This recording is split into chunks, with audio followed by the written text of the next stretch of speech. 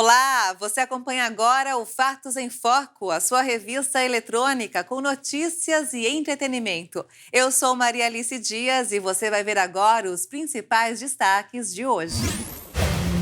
Pesquisa mostra que metade dos consumidores com nome sujo não consegue sair do negativo por causa da falta de educação financeira. Carro de aplicativo dirigido por robô sem motorista já está funcionando em São Francisco, na Califórnia. Compartilhar a cama com pets é um hábito para muitas pessoas, mas a prática pode trazer riscos tanto para os bichinhos quanto para os tutores. Uma pesquisa mostrou que metade dos consumidores com nome sujo no país não consegue sair do vermelho. Segundo especialistas, o problema de muitos quase sempre é o mesmo: falta de educação financeira. Nas ruas, não é difícil encontrar quem tenha contas em atraso. Ixi, tá difícil, viu? Tô devendo tudo. Minha irmã, é uma situação, porque como a gente tira de um lugar para colocar em outro. A gente vai empurrando do jeito que dá, né? A gente vai apertando de um lado, aperta do outro e assim vai. Pesquisa Genial Quest, realizada neste mês de agosto com pouco mais de 2.000 pessoas, mostra que 56% dos brasileiros têm ou já tiveram o nome incluído no SPC Brasil e Serasa. E 51% ainda não conseguiram limpar seus nomes. O gerente da Serasa, Thiago Ramos, pontua as principais razões para a inadimplência. Você tem a inflação, que por mais que ela tenha oscilado nos últimos meses, ainda está num número elevado, e isso é o principal fator que corrói o poder de compra do brasileiro. Quando ele tem o poder de compra reduzido, inevitavelmente é necessário escolher aonde vai o seu dinheiro. A prioridade normalmente são as contas básicas, como aluguel, mercado, água, luz e gás. O resto acaba postergado, especialmente por quem tem rendimentos menores. A maior parte dos consumidores com nome sujo recebe de 1 a 5 salários mínimos, segundo o estudo Genial Quest. Pessoas que muitas vezes não sabem como enxugar as contas para honrar a dívida acumulada. Mas a mestre em educação financeira, Cíntia Sena, diz que sempre é possível encontrar uma saída. Explica que, para isso, é preciso primeiro entender o que gerou o endividamento. A partir desse momento, já entendi. Pode ser um desemprego, pode ser uma compra que a gente fez no momento que não era para ter sido realizado. Agora a gente vai começar a resolver o problema, resolver a situação de posse dessa informação. Depois é necessário avaliar ganhos e demanda de gastos para entender se o orçamento bate. Se não, já pode ser mais um indicador que, mesmo que eu tente buscar resolver as dívidas, o meu padrão de vida, a minha estrutura de orçamento, ela não está bacana, porque ela já falta, mesmo eu não tendo dívida nenhuma. Agora, se ele estiver negativo, a gente vai ter que ir para uma ação que a gente chama de faxina financeira. Ou seja, eu vou ter que olhar quais desses gastos eu vou ter que eliminar, diminuir, talvez cortar de vez, para eu conseguir fazer com que essa estrutura fique positiva e, a partir disso, eu consigo pensar numa estratégia de sair dessa inadimplência. Pode ser que eu tenha, às vezes, muitas coisas na minha casa que eu não uso, que esteja ali parado, que eu possa trazer como um instrumento de geração de uma renda. Assim, pode se tornar possível começar a renegociação de dívidas. O próprio Serasa tem programas para isso. Quem tem facilidade com computador ou celular, negocia sem sair de casa, acessando o nosso site serasa.com.br ou baixando o aplicativo Serasa.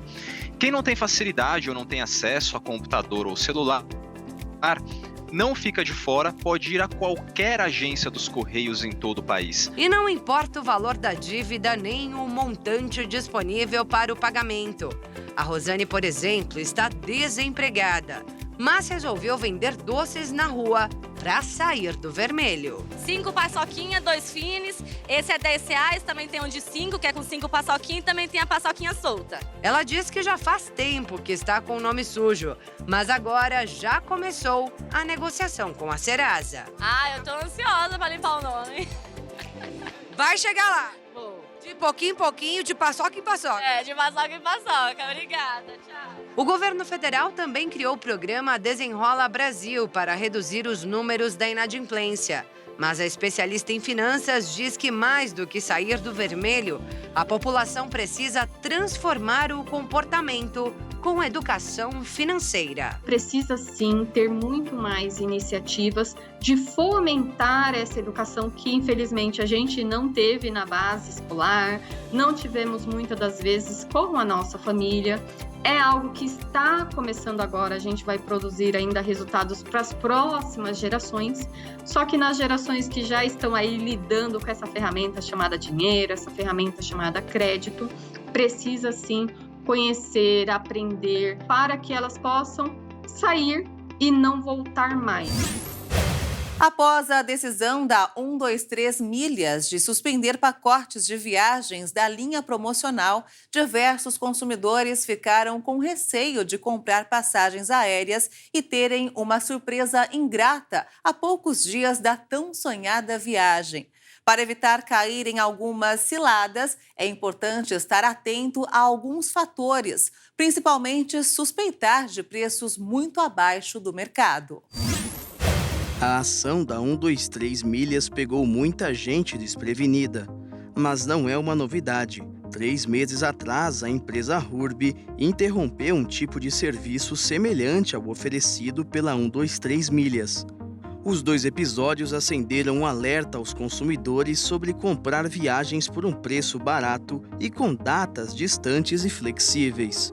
De acordo com especialistas, para evitar dores de cabeça na hora de comprar uma passagem aérea ou fechar um pacote de viagem, o consumidor deve ficar de olho se os preços em determinado site ou empresa estão muito abaixo em comparação com o resto do mercado.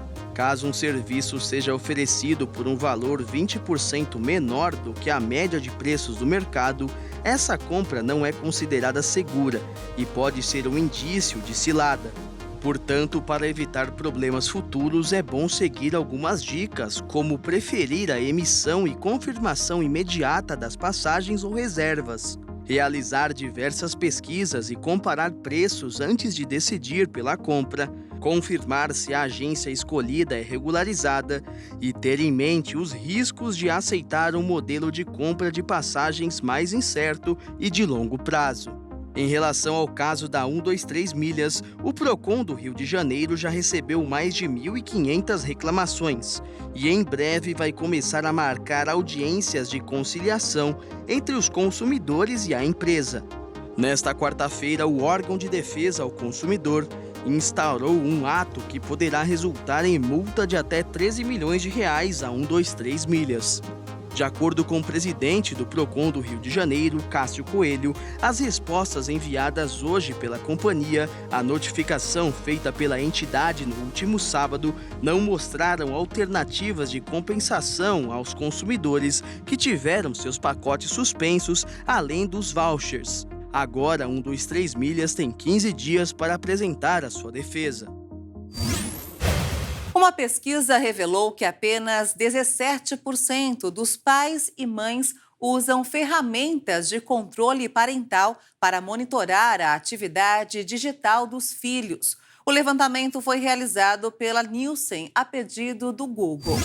Apesar da baixa porcentagem de supervisão com recursos especializados, o levantamento apresentado durante o evento Mais Seguro com o Google também apontou que 78% das crianças brasileiras entre 5 e 12 anos possuem um celular próprio e que a maioria, em média, fica online de 1 a 2 horas diárias, enquanto adolescentes entre 13 e 17 anos usam a internet por 3 ou mais horas por dia. O estudo do Google mostra ainda que os pais deixam de monitorar a atividade online dos filhos a partir dos 10 anos de idade, apesar das preocupações aumentarem com a exposição à tela e ataques maliciosos. O monitoramento parental das atividades online dos filhos se torna uma tarefa cada vez mais difícil à medida que a tecnologia evolui e as crianças passam a começar a usar a internet mais cedo. O uso das redes sociais, por exemplo, tem um aumento significativo a partir dos 13 anos de idade e que mais de 70% dos adolescentes passam a incorporar o acesso a essas plataformas na rotina digital. O estudo também concluiu que a maioria das crianças já se deparou com algum problema envolvendo segurança online. Ainda assim, apenas 20% dos pais reconhecem que precisam aprimorar seus conhecimentos em cibersegurança. Entre as principais preocupações dos pais com os filhos na internet estão o compartilhamento de dados pessoais, 32%, assédio online, 38% e golpes, 16%. As técnicas mais utilizadas pelos pais que supervisionam os filhos na internet são o bloqueio de conteúdos específicos, 57%, e de sites, 56%, além do monitoramento de navegação na internet em tempo real, 49%, ou do histórico de pesquisa, 43%. Para a realização do estudo, a Nielsen entrevistou 1.820 pais brasileiros de classes entre A e E com filhos entre 5 e 17 anos de idade. O calor fora de época do mês de agosto fez com que o comércio vivesse um momento diferente nas vendas. As roupas de frio, tradicionalmente vendidas durante o inverno, estão totalmente encalhadas nas lojas. Já os itens procurados pelo consumidor são aqueles que fazem aliviar as altas temperaturas. O comércio registrou alta nas vendas de itens como ventilador e ar-condicionado na última semana. O motivo são as temperaturas altíssimas que atingiram o país ao longo deste mês. Nesta semana, por exemplo, partes do Centro-Oeste e do Nordeste tiveram máxima de 40 graus. Além do Rio de Janeiro e em São Paulo, elas chegaram a 34 graus. Com os termômetros disparando, até o carro virou opção para se refrescar. Mas as vendas de ar-condicionado estão a todo vapor. Dados da Associação Nacional de Fabricantes de Produtos Eletroeletrônicos mostraram que no primeiro semestre deste ano, em todo o país, a venda dos aparelhos de ar-condicionado subiu 16% comparado com o mesmo período do ano passado. Para quem vende roupas, no entanto, o momento é de certa dificuldade. Sem frio, o que resta é fazer promoções ou vender outros produtos direcionados para o calor.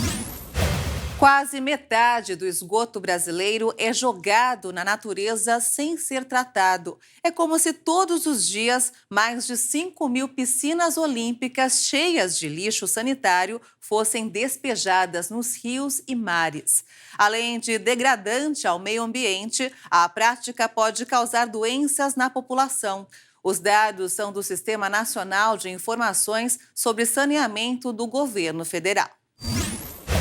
Desde o início do ano até esta quinta-feira, foi despejado na natureza um total de mais de 1.200.000 piscinas olímpicas lotadas de sujeira. Em todo o país, 92 milhões de pessoas não possuem redes de esgoto e saneamento básico completo, número equivalente a 42% da população. Porém, em alguns casos, a falta do tratamento não é um problema de falta de coleta, como pode ser observado em Juiz de Fora, em Minas Gerais. Na cidade, 94% da população tem acesso ao serviço, só que apenas 6% do esgoto é produzido da forma devida. Portanto, mesmo com a conexão de esgoto, os dejetos são apenas afastados da área urbana e despejados em outro lugar. De acordo com professores da Fundação Getúlio Vargas, o Brasil possui uma defasagem no saneamento básico maior do que o esperado para o nosso nível de desenvolvimento. Além de ser um problema de saúde pública, a falta de tratamento de esgoto compromete toda a base necessária para o país crescer. A qualidade do saneamento varia bastante conforme a região do país. A Norte, por exemplo, tem apenas 60% da população com acesso à água e apenas 14% com coleta e tratamento de esgoto. No Sudeste, mais de 91% recebem atendimento de água e 81% têm serviço de coleta. A desigualdade é ainda mais marcante a nível municipal. São Paulo investe R$ 182 para cada habitante. Já em Rio Branco, no Acre, apenas R$ 2. Atualmente, o Brasil investe em média 20 bilhões de reais por ano em saneamento básico. Mesmo o plano desenvolvido pelo Ministério das Cidades mostrar que o país necessita de pelo menos um investimento de 44 bilhões e 800 milhões de reais. Na Califórnia, nos Estados Unidos, os moradores já começaram a se transportar com veículos comerciais sem motorista. O carro de aplicativo dirigido por um robô já está funcionando em São Francisco. Confira. A advogada Catherine Allen testa os táxis autônomos da Waymo voluntariamente desde 2021. No início, sempre encontrava a bordo um funcionário da Alphabet, controladora do Google, para assumir o volante se necessário. Mais uma noite, há alguns meses, o carro chegou vazio. Sempre me senti mais segura nesses carros do que com motoristas humanos, o que tem sido um pouco estranho porque acho que a sensação de falta de segurança vem de simplesmente não ter esse humano lá, de não ter comunicação direta. Mas o carro dirige dentro do limite de velocidade o tempo todo e é muito cauteloso, às vezes até demais. Geralmente também dá espaço para os ciclistas que vêm.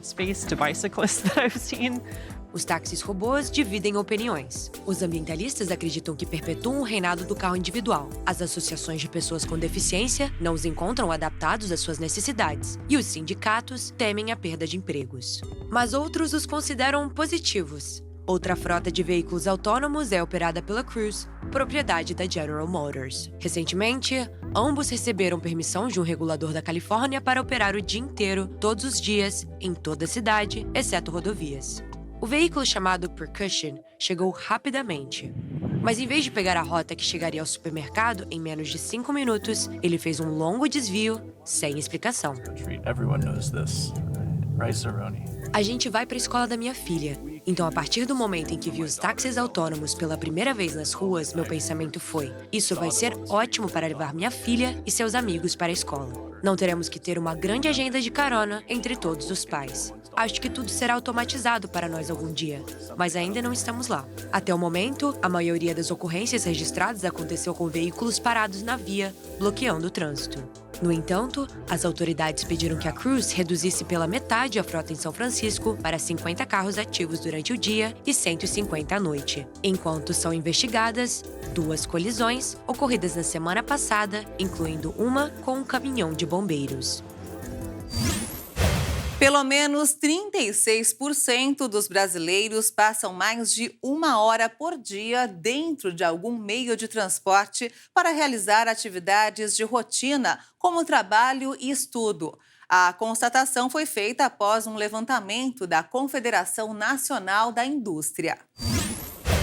Seja de ônibus, metrô ou trem, mais de 1/3 da população brasileira gasta grande parte do seu dia para simplesmente se locomover. A maioria dessas pessoas afirmaram que tem a qualidade de vida afetada em razão do tempo gasto no transporte e notaram que a cada dia que passa, o estresse causado pela demora para chegar até a escola, o trabalho ou a faculdade só aumenta. De acordo com o levantamento realizado pela Confederação Nacional da Indústria, o lado profissional é o mais afetado pelo tempo gasto no transporte. Pelo menos 60% dos participantes da pesquisa relataram atrasar para o trabalho em razão do longo percurso. De acordo com 30% dos entrevistados, os minutos de locomoção aumentaram após a pandemia. Para diversos especialistas, o isolamento social causou uma impressão de que o transporte público era eficiente.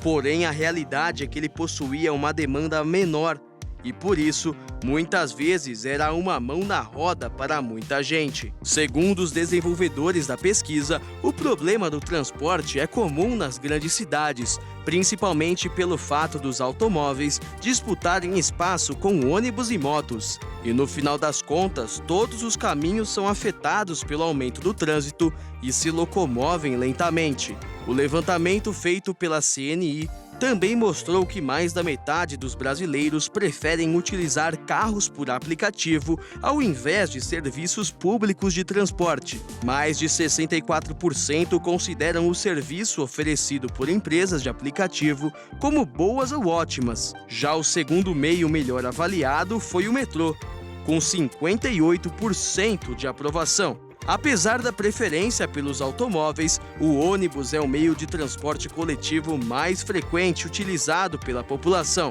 pelo fato de ser mais barato. Porém, é também o coletivo que carrega a maior quantidade de reclamações por falta de segurança, excesso de passageiros, frota insuficiente e atraso. Participaram dessa pesquisa mais de 2.000 pessoas com mais de 16 anos, economicamente ativas em cidades do país, com mais de 250 mil habitantes. E olha só, até o final deste século, estima-se que mais de 1 bilhão de vacas do planeta possam sofrer de estresse térmico se o aquecimento global continuar inabalável, ameaçando a fertilidade, a produção de leite e a vida desses animais. De cada 10 vacas em todo o planeta, quase 8 já apresentam temperaturas corporais excessivamente altas, cabeças abaixadas e respiração ofegante, sintomas associados ao estresse térmico severo.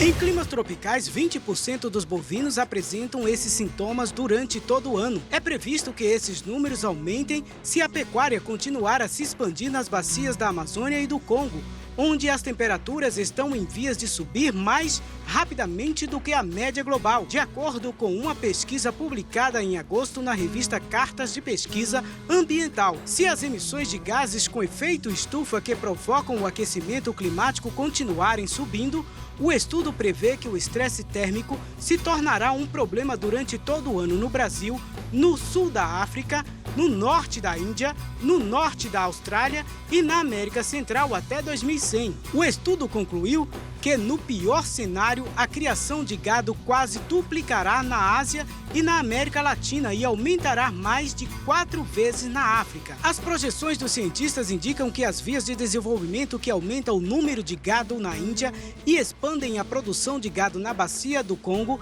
e na Amazônia peruana e brasileira poderão expor mais de 537 milhões de cabeças de gado a condições de estresse térmico até 2090.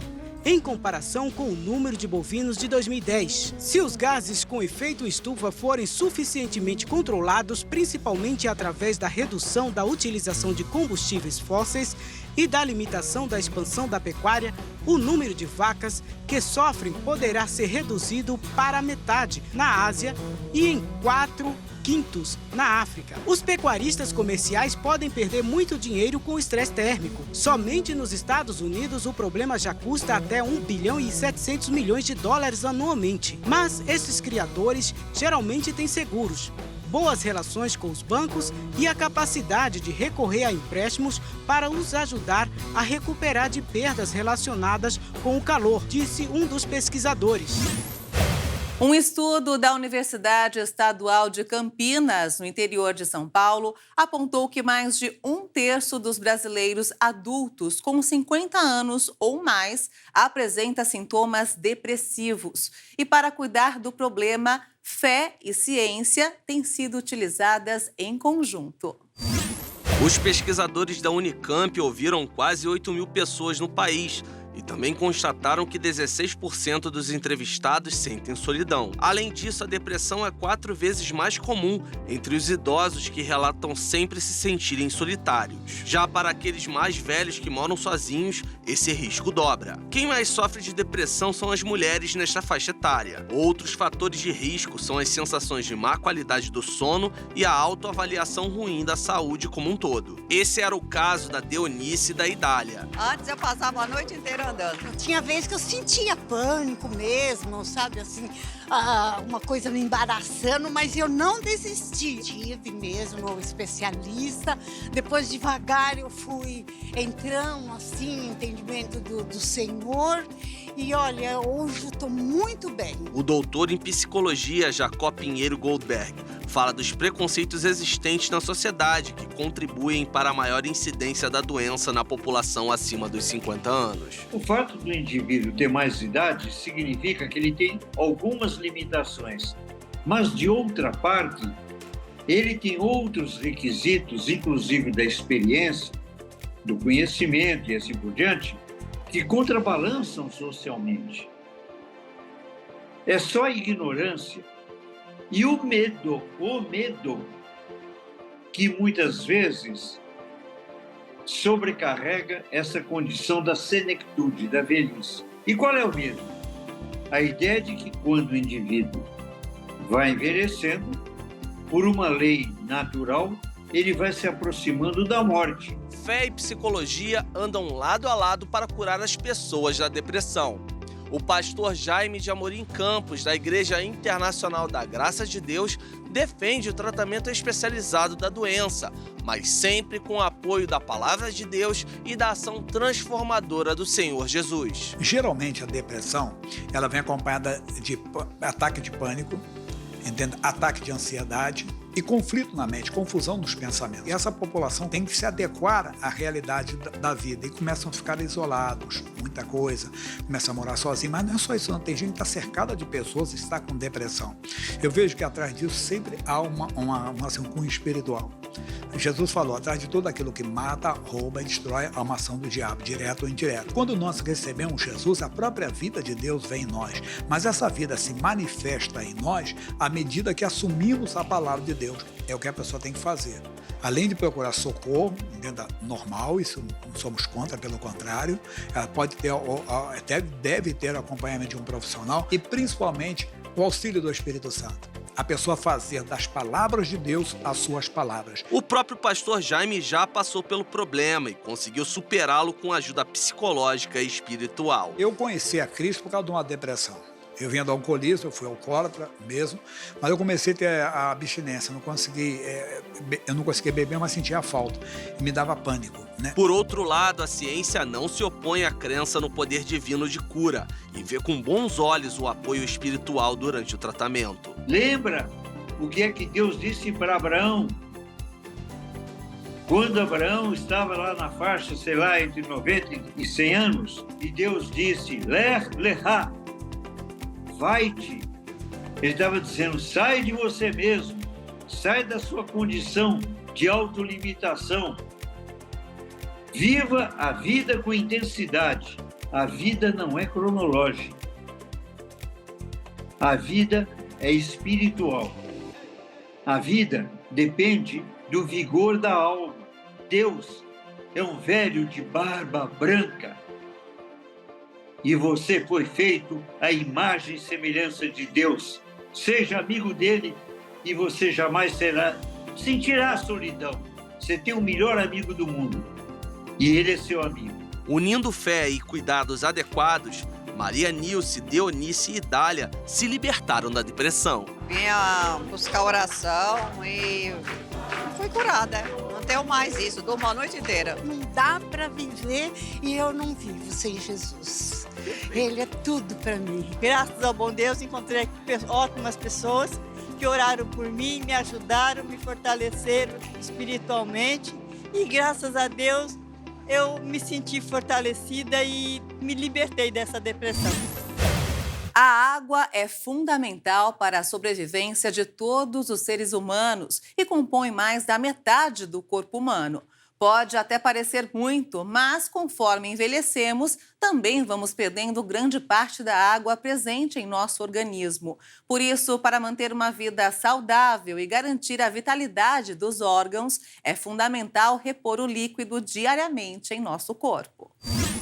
Todos os dias, o corpo humano perde pelo menos 2 litros de água. As principais formas dessa perda acontecem através da pele, que regula a temperatura do nosso corpo, e pela urina. após os rins trabalharem para livrar nosso corpo de toxinas. Para compensar essas perdas normais do dia a dia, todas as pessoas devem beber de 1,5 litro a 2 litros de água diariamente. Porém, a necessidade de tomar água também aumenta em casos de esforços físicos, prática de esportes e altas temperaturas, febre, vômitos e diarreia. Essas reposições nem sempre precisam ser de água.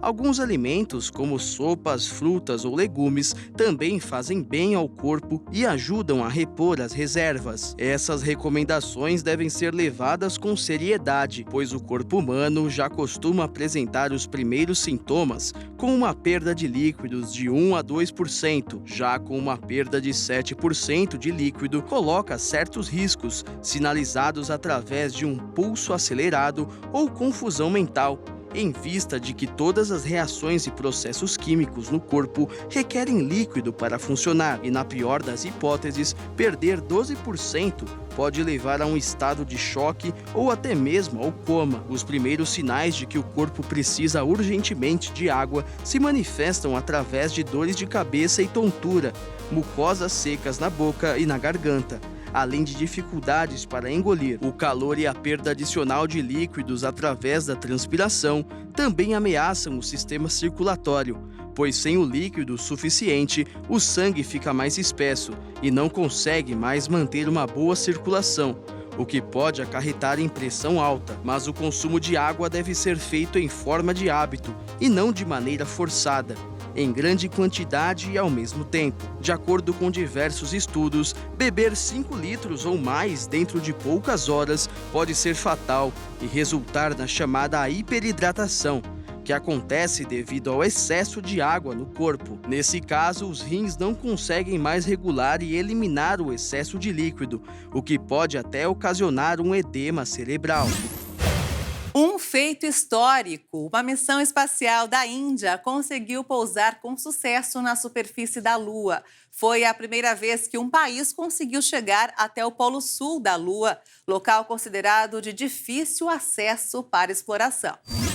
Eram 9 horas e 33 minutos pelo horário de Brasília quando os indianos deram um dos maiores passos de toda a astronomia mundial. O principal motivo da missão é tentar detectar a presença de água na forma de cristais de gelo em território lunar. Principal interesse não só dos indianos, mas também de chineses, russos e americanos, o que enriquece ainda mais a missão indiana. Como já foi provado pela ciência, existem evidências de que há gelo no interior de crateras polares, onde a luz solar nunca alcança, colhidas pelas sondas americanas Clementine em 1994 e Lunar Prospector em 1998. Assim como na Terra, a água na Lua também é tratado como um recurso valioso, pelo fato de permitir não só o consumo direto por astronautas, como também a produção de oxigênio para consumo e hidrogênio como combustível. Além disso, os polos, principalmente o sul, que recebeu o pouso indiano, eles apresentam condições térmicas melhores para estadias de longo prazo na superfície. Por esse motivo, americanos e chineses possuem a intenção de instalar futuramente uma base tripulada permanente na região. A expedição indiana estava sendo monitorada por cientistas desde o dia 14 de julho e contou com um simples módulo de propulsão para as manobras orbitais. O caminho para a Lua contou com manobras para a ampliação gradual do apogeu, nome dado ao ponto de máximo afastamento da Terra, até a captura pela gravidade lunar. Depois disso, a expedição realizou manobras inversas em torno da Lua, com uma altitude média de quase 160 quilômetros. 3 instrumentos primários principais e 2 secundários foram utilizados nessa missão. Um para medir fluxos de íons e elétrons próximo à superfície, outro para realizar medições das propriedades térmicas da superfície lunar próximo ao polo, e um terceiro para medir abalos sísmicos e com isso ajudar a investigar a estrutura interna da Lua, e os secundários um instrumento de raios-x para investigar a composição química do solo e um espectroscópio a laser para identificar a presença de elementos químicos específicos no solo e em rochas. Com o sucesso ao tocar o solo lunar, a expedição expedição também passa a realizar observações e experimentos com os instrumentos a bordo do módulo de descida. O prazo máximo que esses equipamentos podem ficar na Lua é de 14 dias, o tempo que dura a fase diurna do dia lunar. Durante toda essa quarta-feira, pessoas em toda a Índia comemoraram o feito. Imagens da mídia local mostraram pessoas em diferentes cidades dançando, agitando bandeiras indianas, soltando fogos de artifício e tocando um instrumento após a missão inovadora. Compartilhar a cama com pets é um hábito de muitos tutores de animais de estimação. A prática, apesar de não ter contraindicação médica, pode trazer riscos tanto para os bichinhos quanto para os tutores. Vamos ver. Apesar de não ter contraindicação, há alguns aspectos que devem ser considerados. Existem pessoas com quadro alérgico a pelos de animais. Nestes casos, o animal nem poderia estar dentro de casa. De acordo com especialistas da área, são raras as situações em que os animais transmitem doenças para seus donos e, em quase todos os casos, os transmissores são pets sem acesso à higiene básica. Por isso, alguns cuidados simples são suficientes para se estabelecer uma relação com benefício mútuo, como limpar as patas depois de um passeio na rua. No caso de cachorros, independentemente da idade e do porte, é preciso ficar atento aos cuidados com a coluna e as patas. Camas muito altas, por exemplo, podem ser um risco, principalmente para os de porte pequeno, por causa da coluna e o esforço para tentar subir, ou para as patas, no impacto ao descer. Outros cuidados veterinários necessários para o pet não transmitir doenças são manter as vacinas dos bichinhos em dia, principalmente a antirrábica, já que essa doença é uma zoonose. Recomenda-se também que estejam em dia a vacinação polivalente ou múltipla, além de estar com a aplicação de vermífugo e a profilaxia para ectoparasitas atualizadas. E sempre que o pet tiver sinais ou sintomas de doença, o tutor deve buscar auxílio veterinário para o correto diagnóstico e tratamento o mais rápido possível. Fazendo tudo isso, o seu animal ficará saudável e feliz, assim como você. Um zoológico da Nicarágua tem um novo morador. Aliás, um morador raro. Um filhote albino de onça parda, considerado o primeiro puma com a característica a nascer em cativeiro no país centro-americano. A Nicarágua comemorou há um mês um acontecimento raro. Um filhote albino de onça parda nasceu no zoológico Thomas Belt, em Huigalpa. Apesar da alegria com o nascimento, funcionários do zoo explicam que o bebê branquinho ainda não foi apresentado ao público. Estamos tomando todas as medidas e otimizando todos os recursos para tê-lo o mais saudável possível com a mãe e os irmãos. Temos observado o comportamento dele na clínica remota e constatamos que ele está saudável e em boas condições físicas. O pelo das onças pardas recém-nascidas é normalmente marrom claro ou avermelhado com manchas pretas. A mutação genética que causa pigmentação branca é rara na espécie e quase não há casos documentados no mundo. O filhote é considerado o primeiro puma albino do país centro-americano nascido em cativeiro. E o Fatos em Foco fica por aqui. Se quiser rever as reportagens desta edição, acompanhe as nossas redes sociais. Obrigada pela sua companhia e um excelente fim de semana para você. Tchau!